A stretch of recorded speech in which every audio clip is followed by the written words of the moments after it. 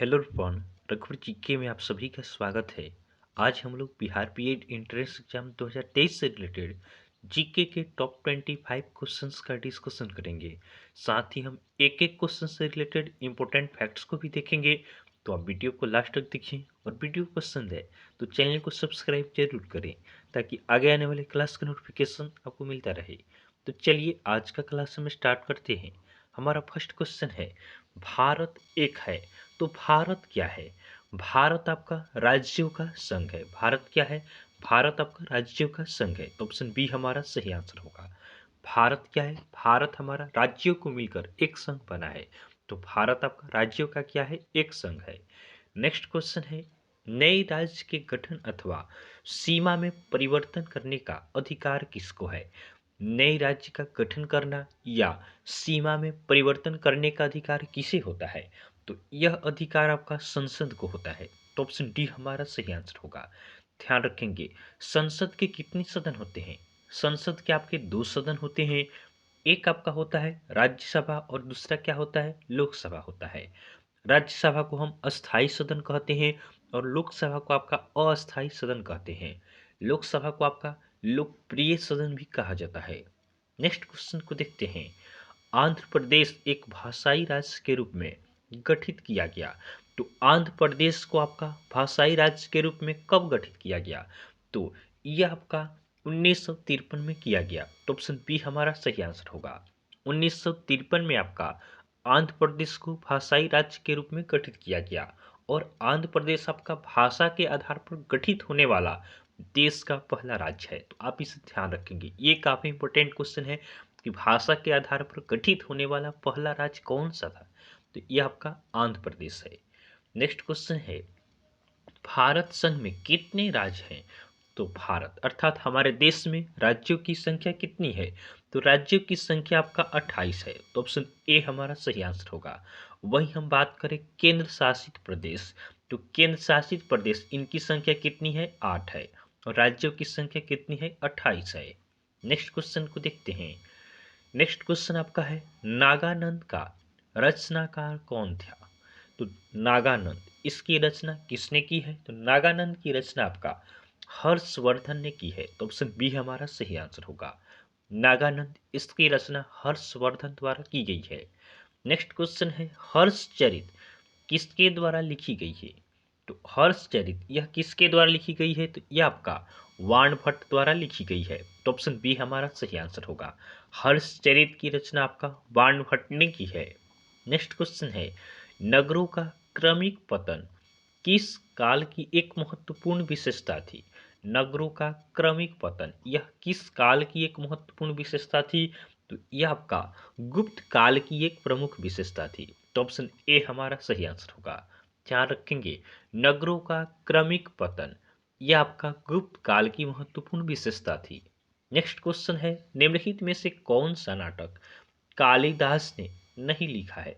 तो इसमें से कौन सा नाटक आपका कालिदास का नहीं है? तो ध्यान देंगे, ऑप्शन ए में है आपका मालविकाग्नि मित्र, यह आपका कालिदास द्वारा लिखा गया है।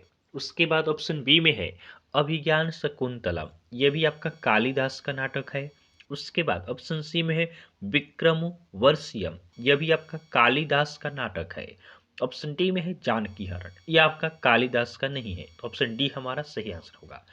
कालिदास का नाटक आपका नहीं है। कौन नहीं है? तो जानकी हरण। नेक्स्ट क्वेश्चन को देखते हैं, बाल विवाह की प्रथा आरंभ हुई। तो बाल विवाह यह प्रथा कब प्रारंभ हुई?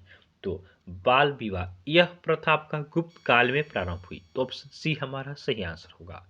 नेक्स्ट क्वेश्चन है, निम्नलिखित में से विश्व में सब्जियों का सर्वाधिक उत्पादन करने वाला देश कौन सा है?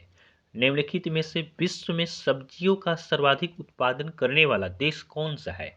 तो सबसे ज्यादा सब्जी का उत्पादन ये आपका चीन में किया जाता है। तो ऑप्शन ए हमारा सही आंसर होगा।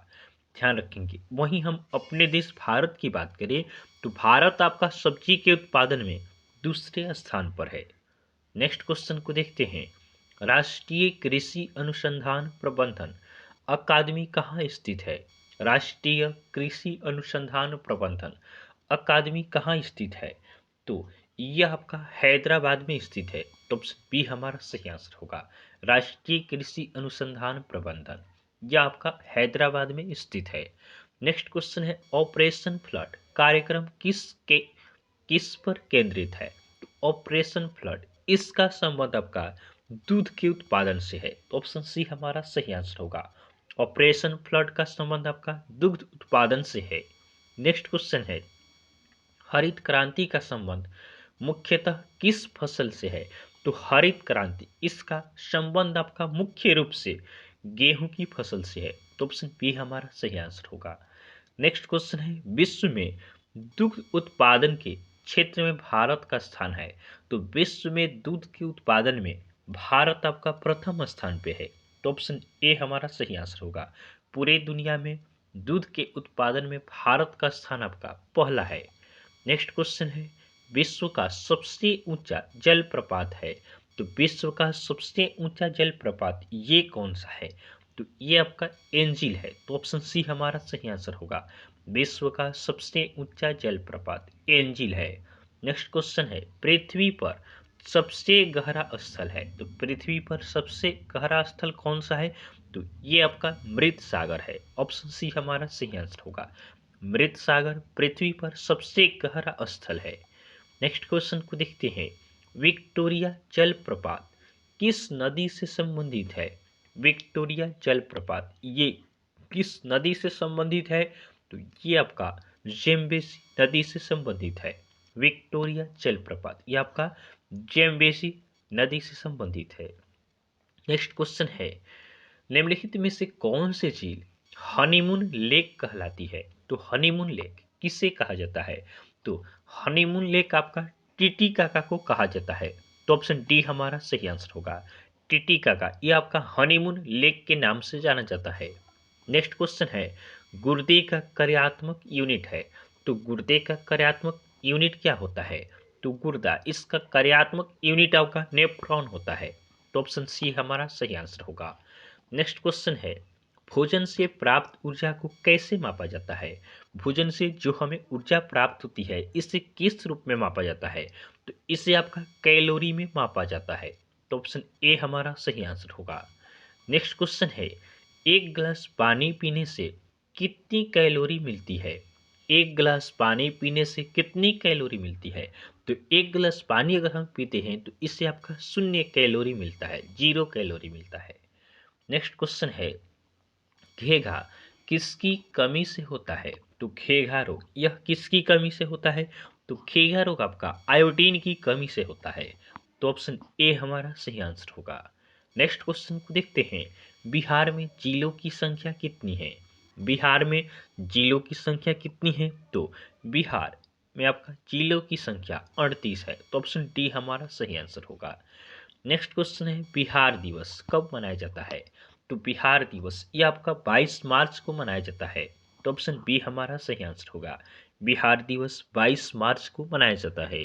नेक्स्ट क्वेश्चन है आज का हमारा लास्ट क्वेश्चन है जनसंख्या की दृष्टि से देश में बिहार का कौन सा स्थान है? जनसंख्या की दृष्टि से देश में बिहार का कौन सा स्थान है? तो जनसंख्या की दृष्टि से बिहार का आपका तीसरा स्थान है, तो ऑप्शन सी हमारा सही आंसर होगा। वहीं हम बात करें कि जनसंख्या की दृष्टि से पहला राज्य कौन सा है, तो सबसे ज़्यादा जनसंख्या आपका उत्तर प्रदेश में है। कहाँ है? उत्तर प्रदेश में सबसे ज़्यादा जनसंख्या है। वहीं हम बात करें कि बिहार आपका क्षेत्रफल की दृष्टि से किस स्थान पे है, तो बिहार आपका क्षेत्रफल की दृष्टि से आपका 12वें स्थान पे है, तो आप इससे भी ध्यान रखेंगे। जनसंख्या की दृष्टि से बिहार तीसरे स्थान पे और आपका क्षेत्रफल की दृष्टि से बिहार 12वें स्थान पे है। तो इस तरह हमने बिहार बीएड एंट्रेंस एग्जाम 2023 से रिलेटेड जीके का टॉप 25 क्वेश्चंस का हमने डिस्कशन किया है। तो आपको वीडियो पसंद आया हो तो आप वीडियो को लाइक करें और चैनल को सब्सक्राइब जरूर करें ताकि आगे आने वाले क्लास का नोटिफिकेशन आपको मिलता रहे। तो चलिए आज के लिए हम इतना ही रखते हैं, फिर नेक्स्ट वीडियो में आपसे मिलेंगे। तब तक के लिए धन्यवाद।